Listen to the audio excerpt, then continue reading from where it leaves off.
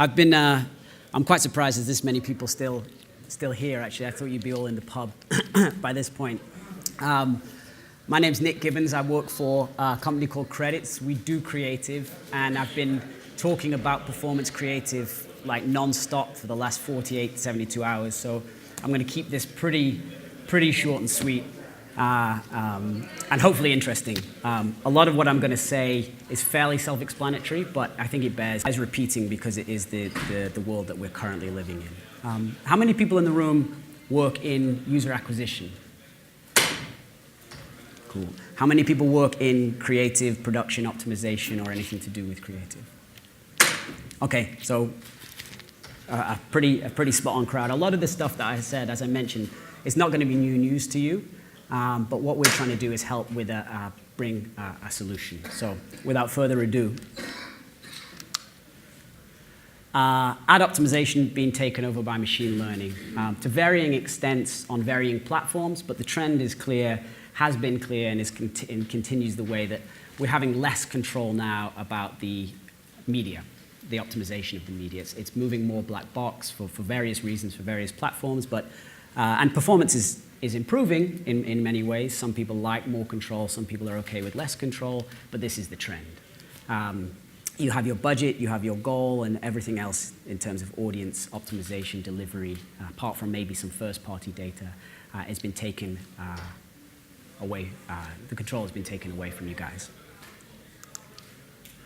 Results have been getting better.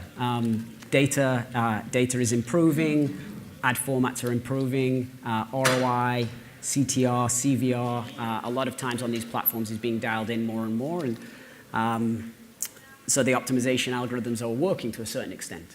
I haven't got anything to do with CPI or CPA here, but this was a study from Magna Global which showed that when you looked at more upper funnel metrics, campaigns being run by machine learning, AI, were much better on the whole at driving things like awareness, engagement, purchase intent, et cetera, et cetera.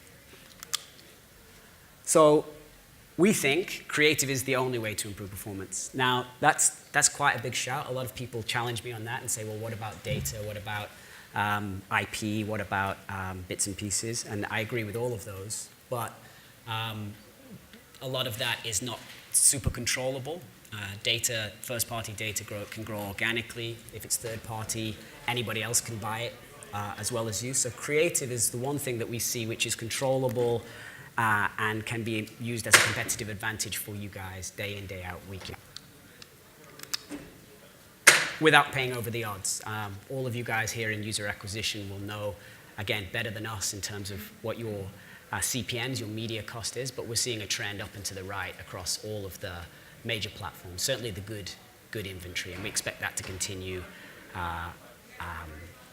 almost on a weekly, monthly, quarterly basis. Is this something that you guys are seeing from your campaigns too, in terms of just generally quarter-on-quarter media costs going up? I'm guessing so. So that brings me to the term creative, and I've spoken to a few of you in the room here over the past few days, and creative is kind of a catch-all word and can mean many different things to many different people. For some people, it can be taking an idea and iterating and optimizing it.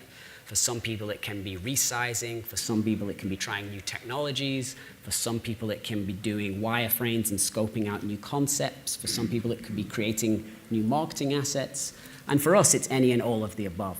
We tend to work from a performance-first mindset, so look at what's performing and then decide what type of creative to build and when to build it and how much to build of it. What do we think is a nice idea that looks good, and let's go and test that and have a go. But last year, playables became quite a hot topic. A lot of people were testing them for the higher conversion rates. AR lenses will probably be in Q1 or Q2. So how you keep up with all of this with an internal team, it's almost impossible. It doesn't really matter how big you are, how much resource you have, how much money you have. In order to build a creative team internally that can service all of the formats, all of the time, all of the apps, all of the countries, all of the objectives, it's very, very difficult.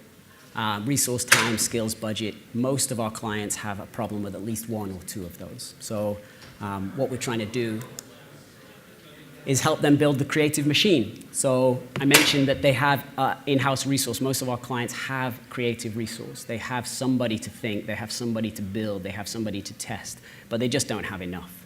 So what we do is we have a platform and a service and an account team that will help augment what's already existing in-house, to help take their ideas and versions, to help them think of new ideas, to help them do resizing, to help them try new technologies, to help them build new assets, so on and so forth. There is always something else to be doing. And what we find is, if you don't have that, people are always making trade-offs internally. They're deciding, okay, creatively, we'd love to try these 5 different things, but we only have time to do 2. Which 2 do we pick? You pick the wrong ones, you're losing ROI. You pick the right ones, you get lucky. You can compete and beat the opposition, beat the people you're competing with in the auction. So what we do is fresh ideas, multiple variations and formats, produce fast, at scale, and cost effectively. Basically all of the stuff that you would like to have done internally. So this is who we are, Creadits. We are a global creative network. We have the word marketplace here. I don't really like the word marketplace because it kind of sounds like a place where anybody can come and bring their wares and buy and sell and trade. But we're more of a curated platform where designers have to pass certain tests, do certain skills, certain technologies, certain briefs, and we categorize them, rank them, and then assign them accordingly. Ideas, new assets, optimize existing ones for better performance very quickly and easily without having to scale up an internal team or to hire an agency or any way that you would normally do it. And I guess point 3 is just as important. It's a scalability factor. So if you decide 1 week, 1 month, 1 quarter that you want to double your output to test, you can just double your output. You don't have to sign another contract, hire another team, get a freelancer in. You can use as much as you want whenever you want and drop that down when you have a less demand. So scalable, on-demand creative workforce to help match your media buying and the competitive nature of what your competitors are doing. And I mentioned earlier what is creative. What some people think is creative is not what other people think is creative. What some people need creatively is not what other people need creatively. So we do illustration, concept art, storyboarding, 3D modeling, cinematics, HTML playables, et cetera, et cetera, et cetera. Whatever kind of creative talent you guys need to help push your campaigns or to improve your app store experience or to test a new platform, we can bring the resources to bear on your campaign, on your apps, games, whatever it is you have. So a quick example of a client we just started working with recently in Ubisoft. And for the eagle-eyed of you in the audience, you'll tell me that those are not Ubisoft creative, which they're not. But they said we could talk about Ubisoft, but we couldn't show the creative because some of it hasn't been released yet. But just as an example of how a company, a large company would use and engage a service like ours or a platform like ours. So a couple of months back, we started off doing playable ads for one of their casual titles, and they wanted a playable ad that worked across 10 different platforms. So we built the playable ad, tested it, tweaked it, provided it to them so they could run it across everywhere, different file sizes, different file structures, et cetera, et cetera. After that, they decided that they didn't want to do playables anymore. In fact, they were going to launch a new strategy game, and they wanted a brand new UA trailer for launch globally. They didn't have any assets, so we made 3D assets of their characters, put together a 20-25-second trailer, which is yet to be released, but it's pretty cool. And we're just coming to the end. And thirdly, and finally, the last project that they briefed us in, they have a new game coming out in soft launch, and they wanted us to build some assets for the App Store, in 2D asset for the App Store in 2 different styles to see which ones would increase their conversion rate once the game actually launched. So large company, lots of different apps, lots of different requirements, lots of different skill sets, but they engage with us and we manage all of that for them on the back end. So they just ask us what they want and we get it delivered for them. They don't have to worry about contracting, negotiating, managing, QCing, et cetera, et cetera. We take care of it for them. And we work with many different size companies in many different parts of the world. Size doesn't really matter in terms of creative because there's always something extra that needs to be done. Oftentimes, the larger a company, the more creative problems they have because they're pushing the boundaries and they're trying to eke out diminishing returns on their performance, so creative becomes even more important. But we work from companies of, one-man bands with no creative support to companies with studios and agencies on retainer, but there's always a need for some kind of supplemental creative service or something else that they want to try and get the upper hand with their campaigns. A couple of quick case studies.